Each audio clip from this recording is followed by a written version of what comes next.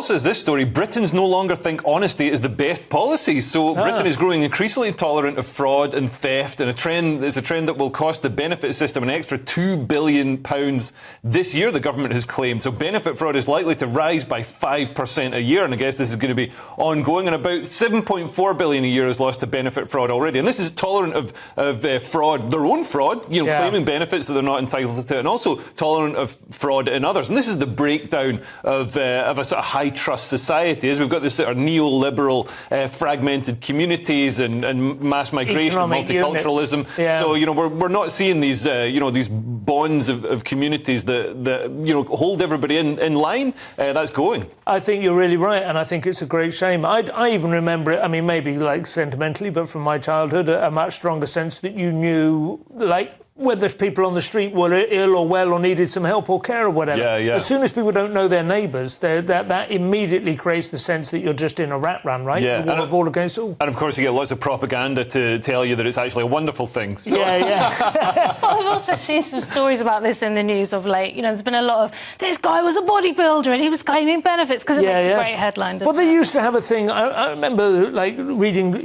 examples of this in the days, everyone imagines before the welfare state, people just used to put their back out, couldn't work, starve and die. But it wasn't like that. There were all kinds of benevolent societies within organisations. They might be local, they might be industry specific or whatever. But the point was, if you knew a bloke was off work with a bad back and you walked past his garden and he was digging it, you were like, Alf, I thought you said you weren't, you know what I mean? We're all chipping in so that you can, you know what I mean? And growing up in Scotland, I mean, like, the benefit system was seen as a career, working out how to claim it. And like the Guardian comes out and is like, well, actually only 2% of benefits claimants are fraudulent. Man, if it's only 2%, I must have known every single one of them. You know what I mean? Well, you're onto conspiracy theories now.